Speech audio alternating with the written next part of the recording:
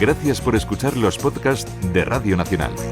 Acceda a todos los programas en rtv.es/a la carta.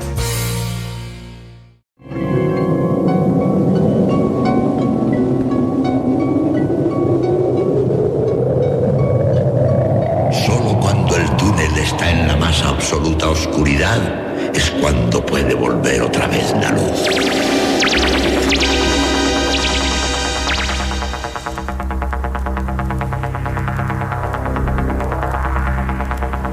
Estás entrando en el espacio en blanco. Una puerta a nuevas dimensiones de la existencia. Una nueva perspectiva sobre la realidad. Espacio en blanco.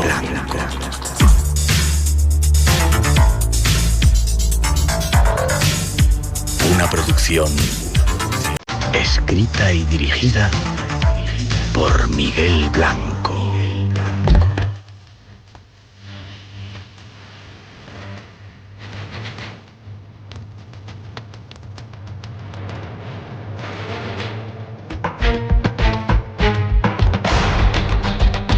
Hola, buenas madrugadas, llegamos, abrimos el espacio en blanco, una vez más desde las ondas de Radio Nacional para acompañarte hacia esos mundos del misterio que nos gustan.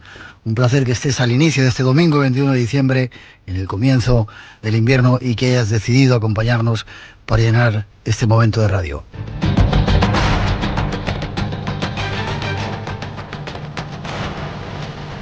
Algo que comenzamos en directo desde el estudio 101 de la Casa de la Radio, cuando son las 2:07, 1:07 de las Islas Canarias, con el saludo de todos los que se encargan de realizar el programa. Esta noche Rosa Rodríguez en la locución y producción, Natalia Sotillos en la realización, David Martín en la redacción y llevando las redes sociales, Miguel Blanco que os habla, acompañados de Greta Navas, que esta noche está con nosotros. Buenas noches, Greta, y Mar Casca, que dentro de un momento cuidará nuestro mágico sonido. Para todos nosotros fue un honor estar aquí esta noche juntos llenando el espacio en blanco.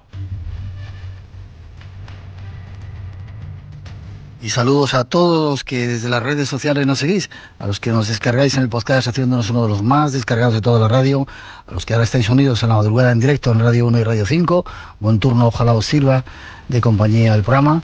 Y hablando de redes sociales, abrimos los canales de comunicación.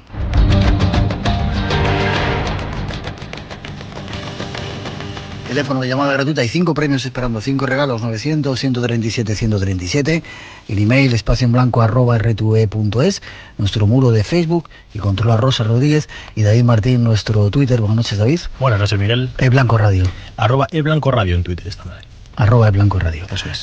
Tenemos un objetivo, somos casi 2000, hemos empezado hace muy poquito tiempo. Yo no era muy partidario de eso de los Twitter y las redes sociales, pero hay que estar ahí. Hay que estar, y nos estamos sorprendiendo de la acogida que ha tenido la cuenta oficial de Twitter del Espacio en Blanco, y tenemos un objetivo, como dices, queremos llegar a los 10.000 seguidores antes del final de la temporada. Porque hay un objetivo, hay algo muy importante que queremos hacer entre todos, y necesitamos esas redes sociales para intercomunicarnos y llegar a mucha gente.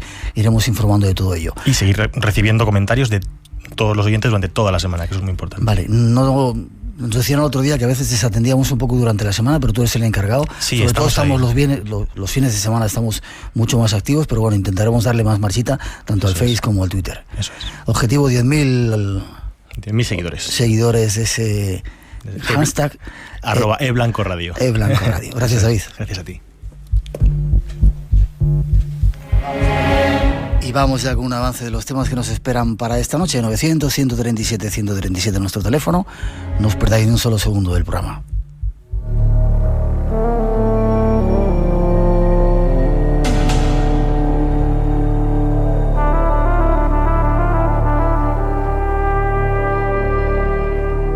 Esta noche deseamos que nos acompañes en un viaje único a la búsqueda de los rastros de lo sagrado en nuestro planeta. Seguiremos las pistas del Jardín del Edén, de la Torre de Babel y del Diluvio. Iremos tras los restos de las reliquias que sembraron el mundo cristiano, terminando por el camino sagrado. Muchas de las cosas que nos han contado no son lo que parecen. Y esta noche deseamos tratar de averiguar dónde se encuentra la verdad. Entra con nosotros en este espacio en blanco que ahora se abre ante ti.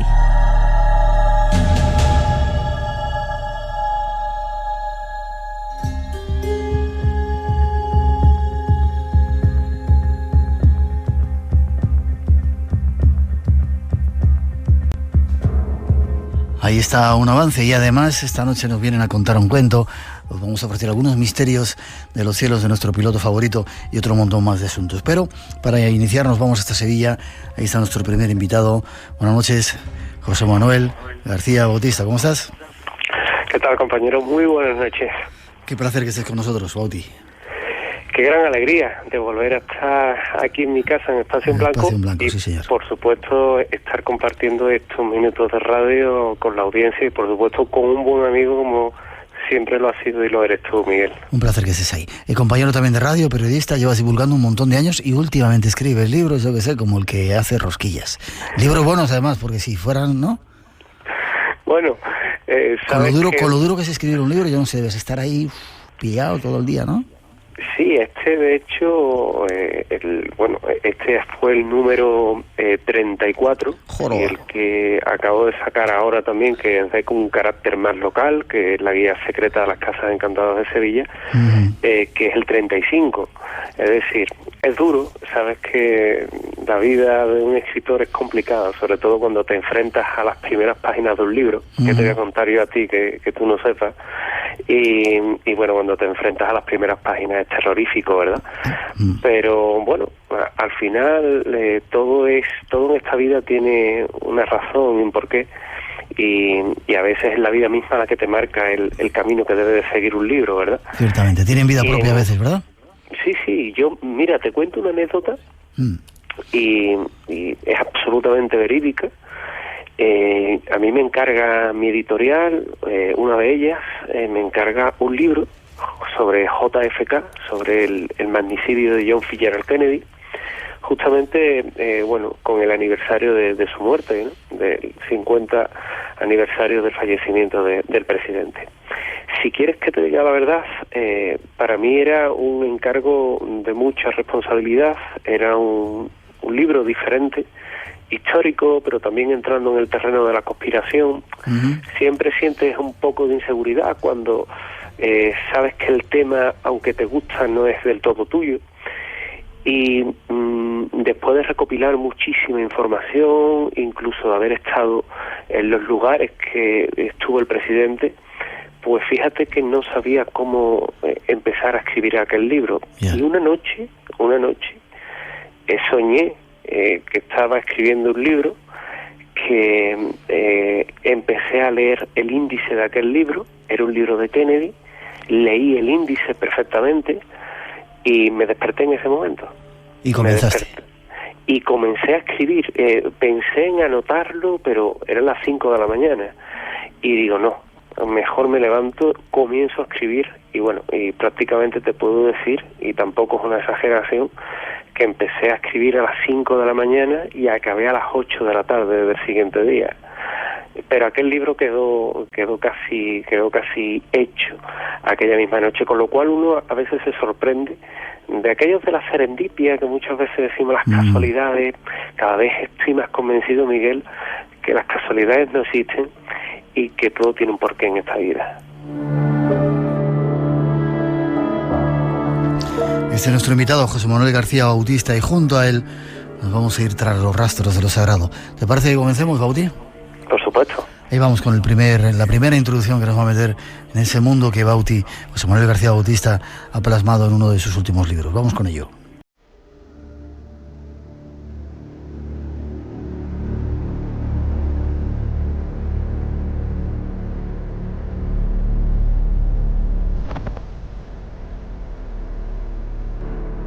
El Génesis nos cuenta. Y del Edén salía un río para regar el huerto, y de allí se dividía y se convertía en otros 4 ríos.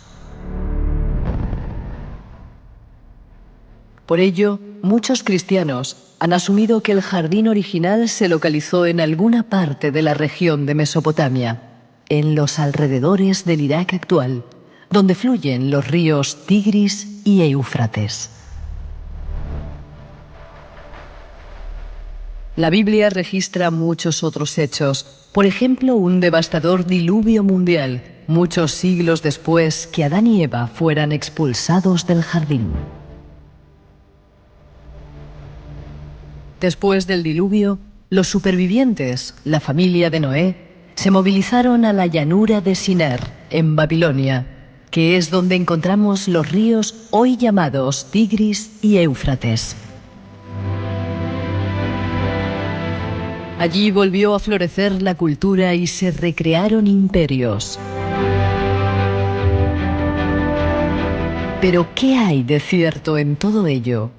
¿Qué hay de cierto en el jardín del Edén, en el diluvio, en el arca de Noé, en la torre de Babel? Nuestro invitado nos ofrece algunos datos. Ahí está esa introducción. Y Bauti, habría que decir, con mucho respeto siempre hacia todo lo religioso, que lo que nos han contado, lo que hemos aprendido, lo que hay en muchos textos sagrados, a veces dista un tanto largo de la realidad, ¿verdad? Dista muchísimo de la realidad, y estamos viviendo unas fechas que también hablan de una realidad sucedida hace más de 2000 años, y si las personas supieran de toda la simbología, de todo lo que se ha captado de otras leyendas, de otras culturas, se quedaría sorprendida de cómo la historia de la Navidad se ha ido convirtiendo y se ha ido transformando. Y en el Génesis, como decía esa introducción, el 2.8, 2.15, es curioso cómo esa misma historia se repite en otras mitologías de otras culturas de las que ahora hablamos. Por lo tanto, sí, es bastante paradójico el cómo los textos sagrados se van repitiendo de unas culturas a otras y solo cambian los protagonistas y los lugares, pero que en su concepto son los mismos. Ya me dejas que adelante la semana que viene con Antonio Piñero, uno de los máximos expertos en este tipo de conocimientos. Vamos a hacer un repaso de esas cosas que realmente dicen los textos sagrados y no lo que a veces nos han contado. Pues vamos a buscar rastros de los sagrados, si te parece. Jardín del Edén. ¿Estaba entre el Tigris y el Éufrates? ¿Existió o es una leyenda o un cuento? Si nos atenemos a lo que nos cuentan en el Génesis, que estaba situado entre 4 ríos, y además nos dicen qué ríos eran en concreto, uno era el Pisón, que rodeaba a la tierra de Ávila, el Guión, que rodeaba a la tierra de Cus en Etiopía, el Hiddekel, que se ha identificado con el río Tigris, y el río que partía y se orienta hacia el Éufrates, pues tenemos una zona bastante delimitada. Por tanto, sí, evidentemente, geográficamente, según nos cuentan los textos sagrados, tenemos que ubicarlo en toda la zona de Irak, en la desembocadura de esos ríos.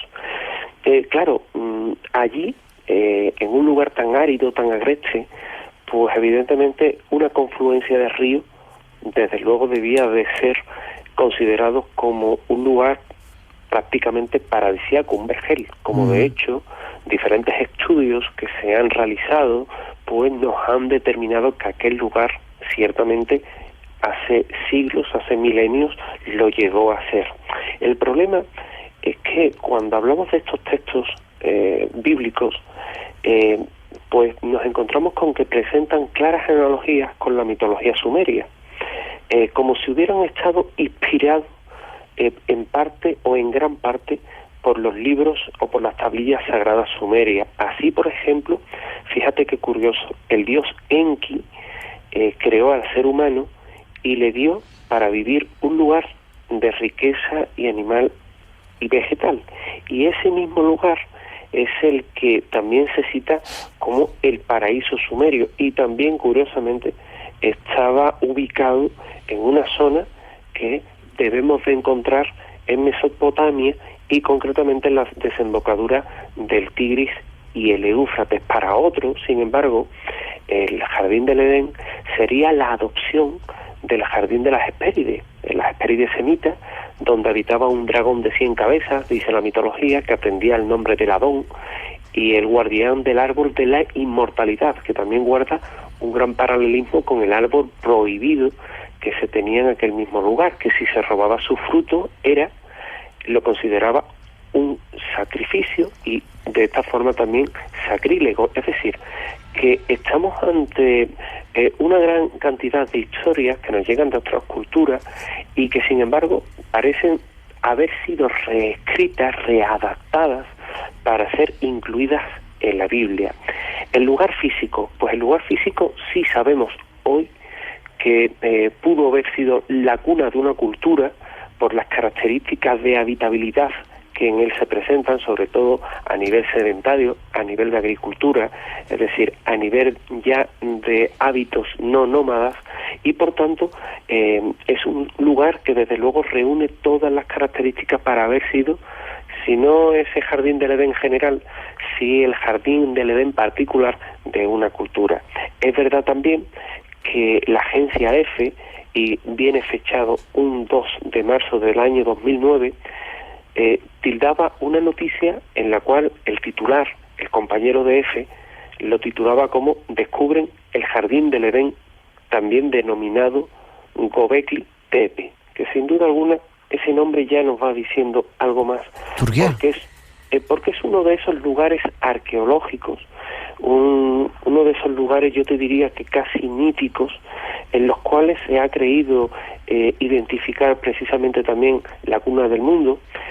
Se encontraron unos vestigios de la edad de piedra, de unos aproximadamente 11.000 años de antigüedad, para que nuestra audiencia se ubique, y allí mismo en la misma agencia EFE lo tilda de el jardín del Edén. Es decir, que estamos en un lugar, nuevamente nos tenemos que ir a toda la parte de Mesopotamia para encontrar cómo allí pues tuvieron su propio jardín del Edén. Evidentemente, por ejemplo, los celtas también tienen el jardín de los manzanos, llamado Avalon, y los griegos, por ejemplo, tuvieron el jardín de los bienaventurados o la isla de los bienaventurados. Nuevamente vemos cómo es algo que se va repitiendo, pero sin embargo, este sitio arqueológico de Göbekli Tepe pues era traducido como el monte ombligo, textualmente, y es donde parece, no obstante, que también hemos de ubicar ese jardín del Edén. Por tanto, sí parece que fue un sitio que realmente existió, aunque no con las dimensiones que el Génesis nos cuenta. Espacio en Blanco, en Radio Nacional, con Miguel Blanco. 900-137-137, si queréis seguir con nosotros ese rastro de lo sagrado. Vamos a seguir viendo algunos de esos relatos que nos hace la Biblia. La Torre de Babel, una torre en la que Dios se enfada y dice hablar cada uno una lengua diferente y nadie se entendía de nada y no pudieron terminarla. ¿Es así o puede haber otra versión? Es así, pero claro, todo esto tiene un pero. El pero es que se magnifican demasiado los acontecimientos que nos cuenta el Génesis, porque evidentemente esa misteriosa Torre de Babel pretendía lo primero llegar al cielo, para que el agua no pudiera ahogar a aquellos que, temerosos de Dios, pues trataran de refugiarse evidentemente de su ira. Era un Dios justiciero, era un Dios vengativo. En aquel tiempo era duro, ¿eh? Sí, en aquel tiempo era duro. Hoy lo sigue siendo, Miguel. Pero en aquel tiempo sí cabe más, sobre todo por la creencia que tenían las personas, el miedo y el desconocimiento, todo lo que no podían explicar de una forma razonable tenía un carácter divino. Por tanto, era un Dios que cuando venían plagas con enfermedades lo entendía como un castigo divino. Era la particular idiosincrasia de aquellos pueblos. Y como tú muy bien explicabas, pues cuando estaban construyendo aquel magnífico edificio, pues se produjo la confusión de lenguas de Yahvé. Hemos de ubicarnos aproximadamente hace unos 4.000 años en la zona de Irak, donde nos vamos a encontrar también otros muchos lugares de la Biblia, y allí el lugar que se identifica con todo esto son las plataformas de Baalbek. Ya de hecho Heródoto nos cuenta y nos narra en sus crónicas cómo el rey persa Jejes destruye un vestigio bastante importante de un gran edificio en el año 479 a.C. y nos cuenta cómo era un lugar, un edificio que era cuadrado, cada uno de sus lados tenía 2 estadios, en medio de él se ve fabricada una torre maciza que tiene un estadio de altura y uno de espesor, y que aproximadamente se levantaba allí en medio una torre y después una tercera hasta llegar a una altura de 8 torres. Es decir, esto venía a medir aproximadamente, para que nos aproximemos, unos 100 metros de altura. Inicialmente estaba dedicado al dios Marduk, que era el que se iba a encargar de unir el cielo con la tierra a través de aquel inmenso edificio. Hoy sabemos que la Torre de Babel pudo existir, efectivamente, que se trataría de un edificio bastante llamativo, todo en la zona babilónica, que eran los sigurat, que era una construcción muy característica que tenían los antiguos persas, que eran expertos en este tipo de construcción. Hay quien dice que fue el inicio o fue donde se inspiraron para posteriormente construir las pirámides. Yo no me atrevería tanto a afirmar tanto, pero de alguna forma aquel sigurat era el que iba a ser el centro de poder, esos lugares de poder de los que tú sabes tanto, y el que iba a desprender una energía mágica, ¿verdad? Fue en tiempo, no obstante, de Nabopolassar, allá por el siglo aproximadamente VII a.C., estamos en el año 625 a.C., en el que en una tablilla caldea, dice que Marduk, el gran dios de Babilonia, ordenó colocar sólidamente las bases de la Etemenanki, que era como se llamaba aquella torre, y también de alcanzar un mundo subterráneo y de llegar con su cúspide al cielo. Es decir, que parece que realmente ya para los caldeos aquello estaba existiendo, y en tiempos de Nabucodonosor se rematan determinadas partes con ladrillos de mate azul brillante, para que así se pudiera confundir con el mismo cielo.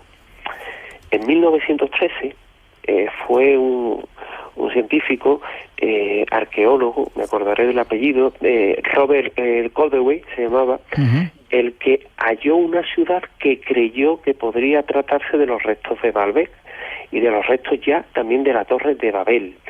Según los estudios que realizó, pues pudo haber sido destruida y luego sucesivamente reconstruida tanto por asirios como por arameos, tanto por caldeos, y que de alguna forma, bueno, pues en aquellos cimientos de aquella ruina, te puedo decir que se invirtieron nada más y nada menos que 85 millones de ladrillos, que no han sobrevivido por el paso del tiempo y porque era de una solidez frágil, como era todo lo que era el adobe, y bueno, también sucumbió a su propia historia, aunque sí es verdad que fue su propia historia la que, debido a la magnitud que tenía, pues acabó transformándolo con la torre que trataba de unir el cielo con la tierra, y que también trató de unir a los pueblos para huir de Dios y de su ira. Ya. Pero algunos dicen, José Manuel, que eso de la diferencia de las lenguas no tanto lo provocó Dios, sino que eran esclavos o trabajadores de diferentes etnias, grupos que evidentemente no hablaban la misma lengua, ¿no? Claro, evidentemente, porque para construir un edificio de esta magnitud, pues los antiguos caldeos, en todo lo que era la zona sumeria, babilónica, pues se nutrían de la mano de obra, no que iban contratando, ni mucho menos, sino de la mano de obra que hacían esclavas. ¿Y de dónde los conseguían? Pues de todo lo que eran tribus de los alrededores, culturas cercanas, ciudades cercanas que estaban enfrentadas a través de la guerra, y que una vez caían prisioneros, pues eran más valiosos trabajando para ellos como esclavos que matándolos, ¿no? Entonces se juntaron pues con una gran cantidad de esclavos de diferentes entornos, cada uno con un dialecto, cada uno con una lengua diferente, cada uno que tenía intérpretes para comunicarse, en este caso con los soldados, pero que en el momento en el que faltaban esos intérpretes, que era muy habitual, pues no podían entenderse con ellos, con lo cual esa falta de entendimiento por desconocimiento de la lengua pero por una razón tan evidente como que no tenían a esos intérpretes, es lo que hace precisamente esa confusión de lengua y no desde luego un castigo divino.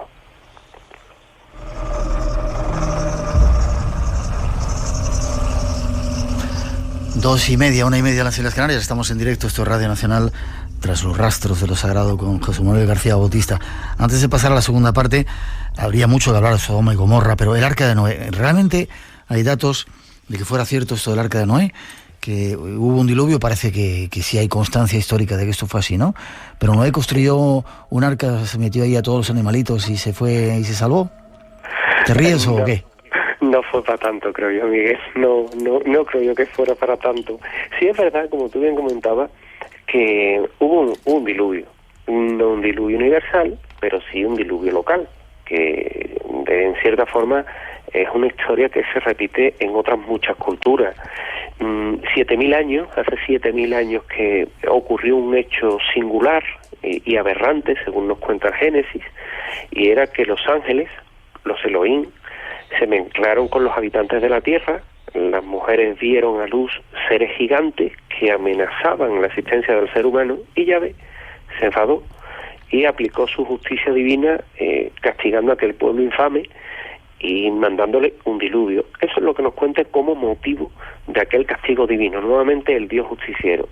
Pero claro, mandó a Noé, que era por ejemplo, el único hombre puro que encontró y a su familia, construir un arca de unas dimensiones colosales y mandarlo a esperar, montando a esos animales a que lloviera y que se produjera ese gran desastre. Pues la verdad es que es extraño, parece que no. Lo que sí parece es que en la zona donde nos vamos a encontrar al Mar Negro hoy día, pues antiguamente lo que se formaba fue un lago que estaba muy cercano al Mediterráneo, y cuando se comenzó a romper la estructura que separaba aquel Mediterráneo, que estaba a una altura mayor de aquel lago, de aquel valle, pues comienza una inundación que además hay, yo te diría que oceanógrafos bastante famosos, de la talla de mi buen amigo, por ejemplo, Robert Ballard, que tuvo la oportunidad incluso de estar in situ en aquel lugar, de investigar en todo lo que era el lecho marino del Mar Negro y descubrir allí pues cómo había una cultura de hace aproximadamente unos 7.000, 8.000 años que se había asentado allí. Por lo tanto, parece que no fue un diluvio universal, lo que sí fue es una ruptura en el Mediterráneo, que sí es verdad que pudo haber originado, por ejemplo, la leyenda de Noé, pero que esta misma leyenda, esa misma historia que nos cuentan cómo se va produciendo diferentes diluvios, pues se provocan también en otros y se originan también en otros lugares del mundo. Por ejemplo, en México también tienen su propio diluvio universal, tan particular, ¿verdad? Uh-huh. Un arca que medía las dimensiones nada desdeñables de 135 metros de largo, 22,5 de ancho, 13,5 de alto. Era una especie de caja grande, que nadie entienda el Arca de Noé como una estructura de una embarcación como las conocemos, con una popa, con una proa. No es así, era una especie de cajón, y allí pues se montan hasta que, como nos cuenta la historia, pues van a quedar varados en el monte Ararat tras un periodo largo de tiempo, no 40 días, como también nos cuentan. Eso es una traducción errónea que se produce, además, cuando se realizan todas las traducciones de los textos bíblicos. Realmente lo tenemos que entender como un periodo largo de tiempo, y se ubica en el Ararat. Claro, el Ararat es el monte que está en Turquía, pero es que por Ararat también tenemos 6 ubicaciones más. ¿6 más?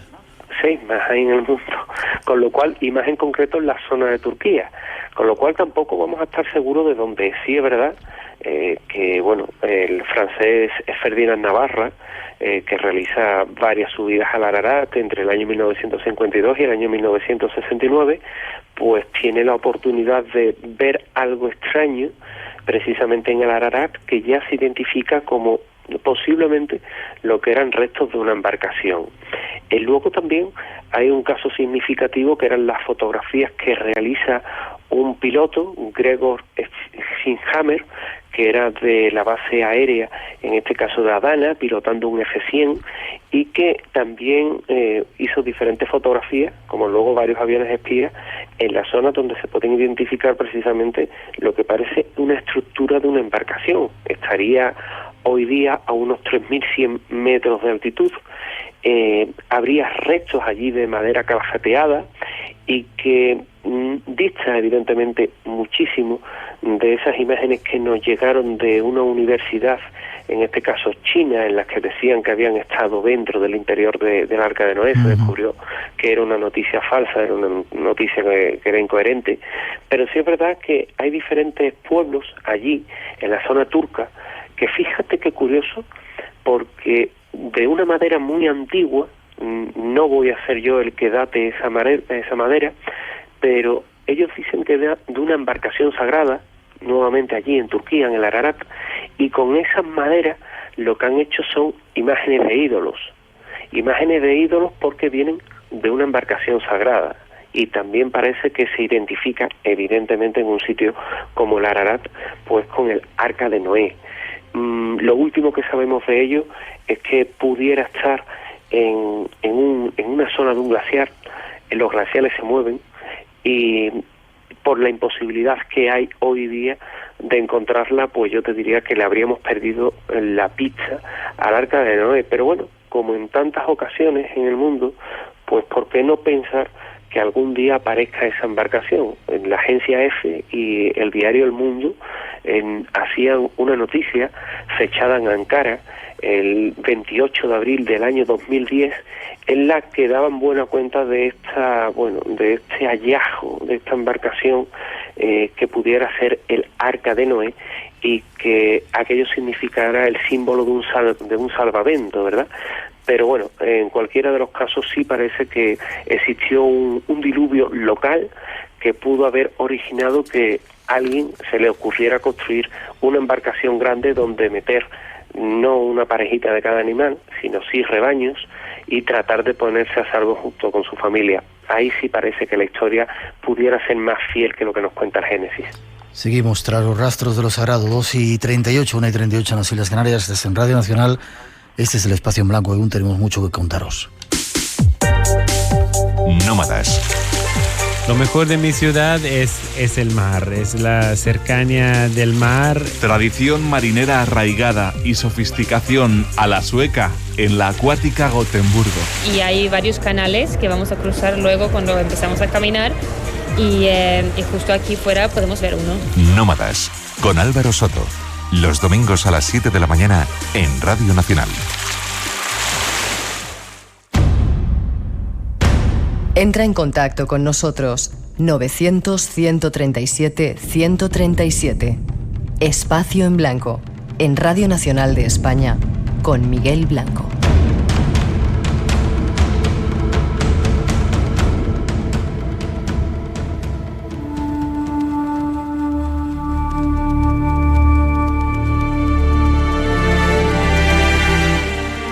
Nuestro segundo objetivo tras esta búsqueda de los restos sagrados son las reliquias. Reliquia es una parte del cuerpo de una persona, o todo en él, venerado por algún motivo, o bien algún objeto que por haber sido tocado por esa persona es digno de veneración. Durante los primeros siglos del cristianismo y como consecuencia de las persecuciones, comenzaron a conservarse y a tenerse en gran estima los objetos relacionados con los que habían muerto por la fe. Eran consideradas reliquias el aceite de las lámparas que se encendían delante de los cuerpos de santos, así como las sábanas dispuestas sobre las tumbas, incluso el polvo recogido en los lóculi, los lugares de enterramiento en las catacumbas. También ropajes y cualquier otro objeto propiedad del mártir, incluso los hilos extraídos del tejido de una prenda. En ocasiones estos objetos fueron tenidos como milagrosos en vida de sus propietarios. Las cadenas con que habían sido atados en el calabozo los mártires y otros objetos de tortura eran reliquias muy preciadas. La cruz y los clavos del mártir que moría crucificado eran muy venerados. Busquemos reliquias y tratemos de entender su significado. A este paso, Bauti, vas a tener que estar 2 o 3 programas aquí contándonos historias de reliquias y de rastros mágicos, ¿eh? Será un placer, ¿eh? Son 2:41, 1:41 en las Islas Canarias. Hablemos de reliquias. Es muy curioso porque en un determinado momento del mundo cristiano hay reliquias por todos los lados, ¿verdad? Y como decíamos en esta introducción, casi cualquier cosa que hubiera estado en contacto con un mártir o con alguien considerado como santo ya era reliquia, ¿no? Cadenas, la ropa. Las reliquias servían para evangelizar. Y evidentemente era muy importante porque a partir de una pues podían ponerse auténticos pueblos en torno a ellos y servían precisamente para fidelizar y para crecer, hacer crecer en la evangelización de un determinado pueblo a toda una zona. Por lo tanto, sinceramente, Miguel, si no había reliquia te la inventaba. Eso te iba a decir yo, ¿no? Si, como era una especie de negocio, ¿no? Si no había, pues había que inventar algo, ¿no? De hecho, en Los Pilares de la Tierra, ¿no? Esa serie y ese libro sale muy claramente, ¿no? Como de repente se pierde ese cráneo de ese santo e inventan otro porque no podían perder lo que eso atraía a la gente, ¿no? Y como eso hay bastantes ejemplos, vamos, de hecho, de los propios del propio San Juan hay 60 dedos. ¿De San Juan Bautista? Sí, 60 de mi amigo, sí. 60 dedos, 2 cabezas. Sí, yo he visto una, no sé si era en Malta o en... Exactamente, en Malta. Sí. Pero ¿a dónde estamos llegando? Porque 60 dedos evidentemente no podía tener y 2 cabezas tampoco. Es decir, que se iban creando reliquias conforme había una necesidad de poner a un pueblo determinado en esa línea sagrada, en esa línea divina que quería la Iglesia de aquel tiempo. Y ahí llegan las incongruencias. Lignum Crucis, hay para hacer un barco, restos de fragmentos de la cruz más que la propia cruz, huesos de santo, los que no nos podemos ni imaginar. Y evidentemente tenían simplemente un fin evangelizador, no más. Ya, déjame que recordemos una cosita. Esta noche, en Espacio en Blanco... Los Jedi, la verdad es que tienen un parecido innegable a la Orden del Temple. Son una antigua orden de monjes guerreros y que practicaban un tipo de religión extraña, una filosofía propia y que podíamos asimilar un poquito al gnosticismo. Es una analogía clara, evidente, con la Orden del Temple, tanto en su forma como en sus modos de actuar. No te lo pierdas después que terminemos esta parte contigo. El sentido secreto de Star Wars, de la Guerra de las Galaxias, ¿vale? Hablemos de reliquias, por lo menos las más auténticas. El sudario de Oviedo, la sábana santa, ¿son reliquias auténticas? Uf, qué difícil. Para mí sí, para mí. Además te puedo decir que de la sábana santa va a haber sorpresas. Sí, de hecho el Papa ha aprobado una nueva ostensión. Y ostensión algo se llama, me parece, sí. Sí, una ostensión. Y algo más, ¿no? Y algo más. Hasta ahí puedo leer. Vale. Pero lo que sí está claro, por dejar un poquito claro ese asunto, que decían que las pruebas que se hicieron con el carbono 14 decían que era mucho más moderna, no se puede dar mucha credibilidad a esas pruebas, ¿no? No podemos porque sí es verdad que la sábana santa tiene hilos de diferentes épocas, pero sobre todo del remiendo que le hicieron las clarisas cuando se produce el incendio. Pero claro, el problema es que está en un lienzo que tiene 4,36 por 1,10, que pesa aproximadamente, fíjate, no pesa demasiado, pesa casi 1,5 kilos, ¿no? Tampoco es una cosa... pero claro, ha sufrido tantos remiendos y tiene tantos hilos que uno de los argumentos que se daban era que se hubiera podido coger hilos de cualquiera de esa época, ¿verdad? Y que por eso daba una datación del medievo. La verdad es que no podemos hacerlo con seguridad porque la prueba que se hizo del carbono 14 era destructiva, con lo cual los hilos que se emplearon quedaron destruidos. La única forma, Miguel, es volver a hacer un estudio, es volver a estudiar la sábana santa. Y bueno, ahí existiría una posibilidad grande de saber realmente, con nuevas dataciones, pues de qué tiempo es realmente la sábana santa. Ya. Lo que sí está claro es una de las reliquias más importantes de la historia del cristianismo, como el sudario de Oviedo quizá, ¿verdad?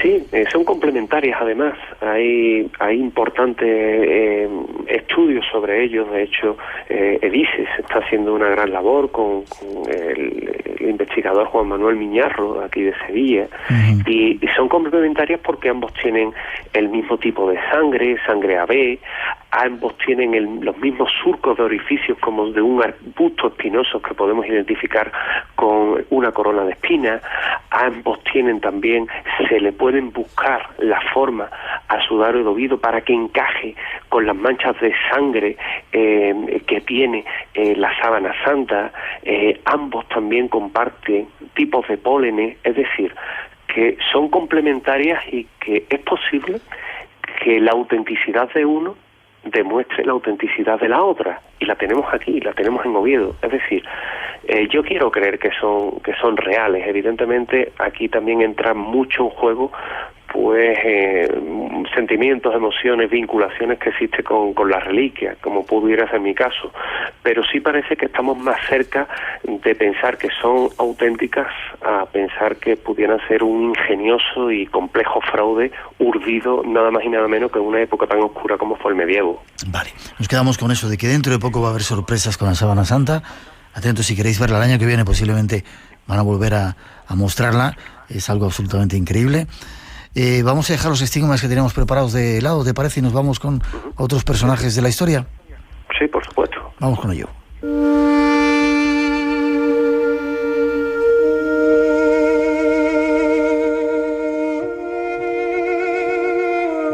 Siguiendo los rastros de lo sagrado, nos encontramos con los templarios.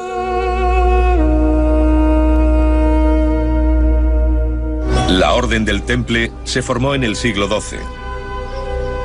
Su objetivo era proteger a los peregrinos que se dirigían a Jerusalén. Los caballeros hacían votos de pobreza, castidad y obediencia. Ofrecían su vida para custodiar las rutas que seguían los peregrinos y se convertían en monjes guerreros.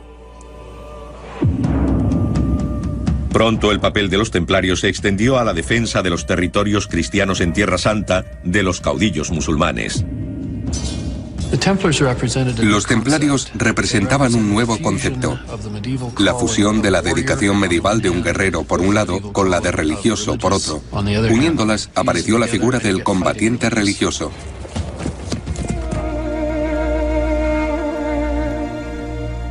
Los templarios, a pesar del paso del tiempo, siguen guardando muchos secretos.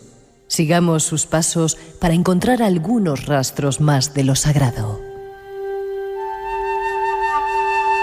Estos personajes, José Manuel, sí que iban detrás de los rastros sagrados, ¿verdad? Los templarios. Recolectores, permítaseme la expresión, de reliquias, ¿eh? ¿Eran qué, perdona? Los grandes recolectores de reliquias. Ajá.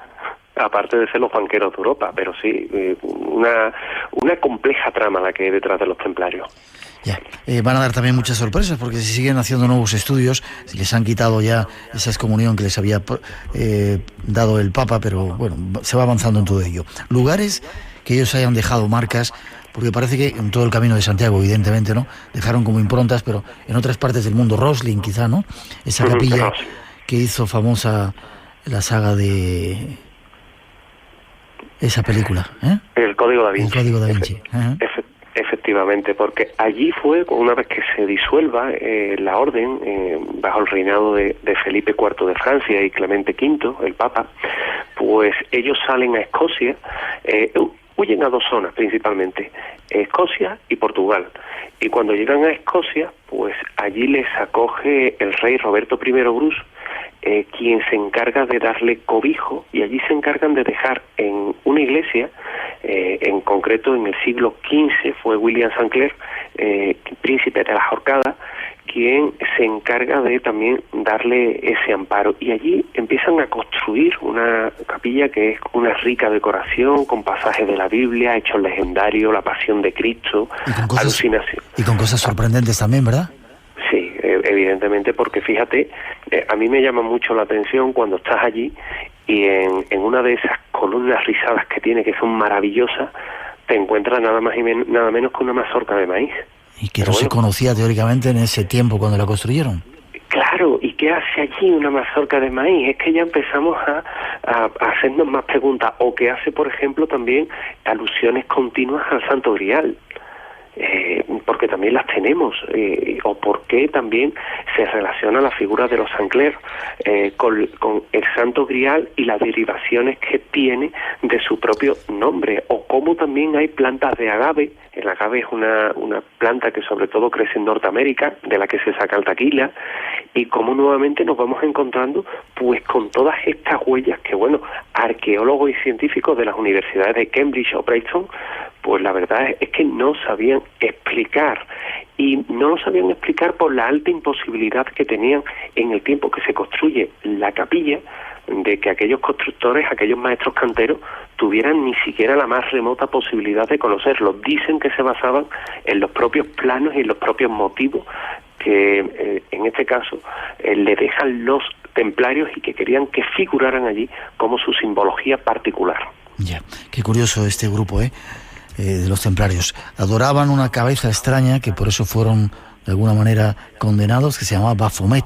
Muchos han visto en él el rostro del diablo, aunque hay otras teorías, ¿no?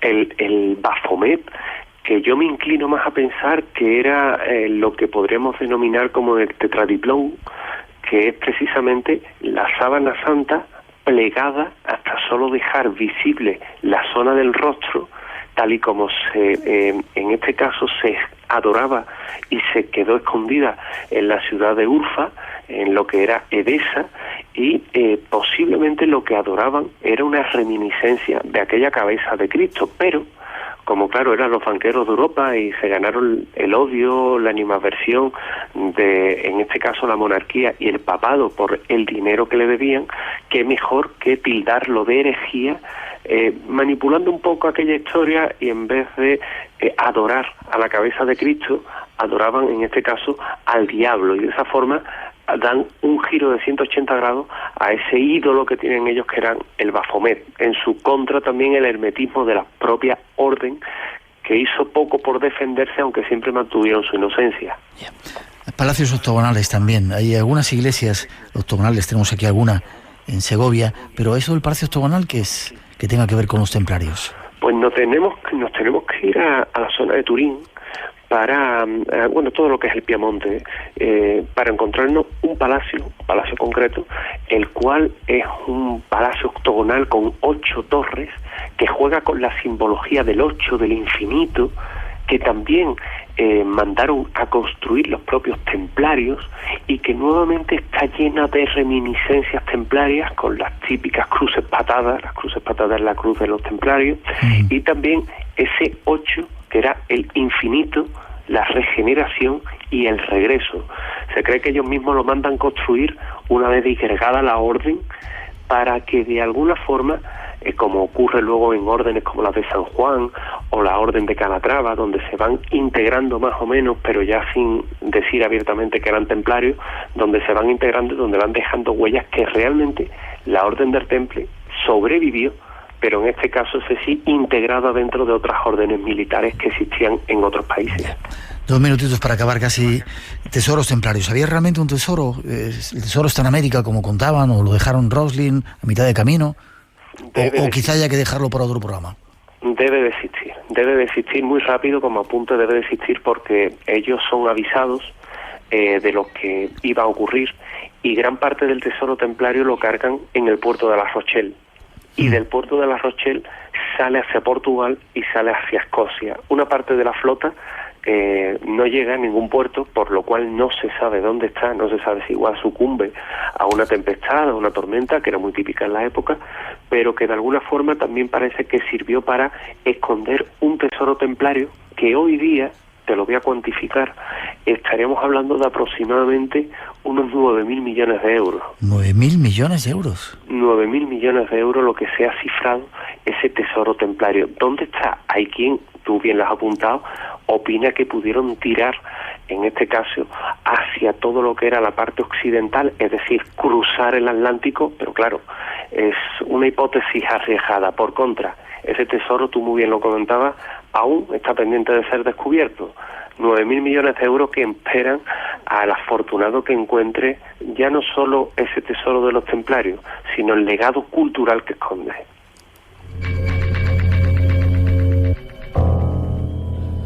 Vamos a dejarlo ahí, si te parece. Quizá tengamos que volver a traer cuál será un placer para nosotros para seguir hablando de todo ello, pero Bauti, lo sagrado sigue estando presente todavía, ¿no? En España, muchos del legado templario dejaron restos en ese camino de Santiago, en multitud de catedrales, ¿verdad? Sí, efectivamente, porque la misma catedral de Sevilla, por ejemplo, tiene escondidas 12 cruces templarias, y es que los templarios pasaron por aquí, por ejemplo, ¿no? a las órdenes de Fernando III, y se les dejaron incluso determinadas collaciones, es decir, están presentes, siempre van a estar presentes, y como tú decías, nunca fue disuelta la orden, simplemente quedó en suspenso, como hay nuevos datos de la profesora Bárbara Feil, ¿verdad? Pero que de alguna forma el temple siempre ha estado presente. Y no solo eso, sino también, como te comentaba anteriormente, ese legado cultural, ese legado de reliquias que ellos se encargaron de cuidar y se encargaron mucho también de potenciar en todo lo que era la parte de Europa. Es más, es motivo de otro programa. Había todo un comercio ilegal, un comercio negro, en este caso de reliquias en Europa. Lo apuntamos para la próxima cita, seguramente.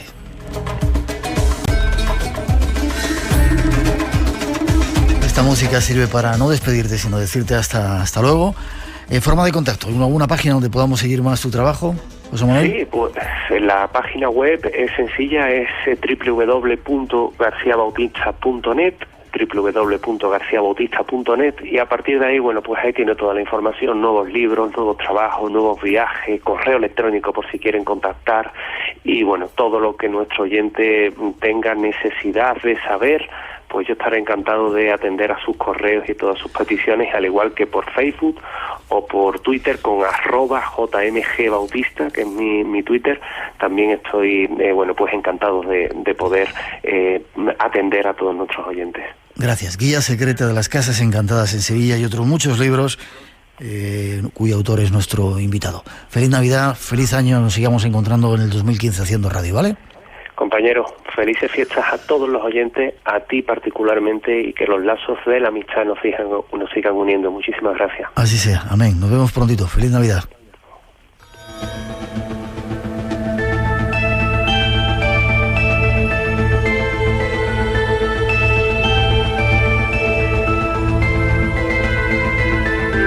Vamos a hacer una pausa para las noticias de las 3, las 2 en las Islas Canarias para la información, pero enseguida regresamos. Hay mucho esperando, queremos daros algunas claves secretas de la saga de la Guerra de las Galaxias, algunos misterios de la aviación, seguramente os contaremos un cuento y mucho más. El teléfono sigue abierto, 900-137-137, por si queréis intervenir en ese concurso que tenemos o hacer alguna pregunta. Esto es Radio Nacional, estás en el Espacio en Blanco, enseguida volvemos.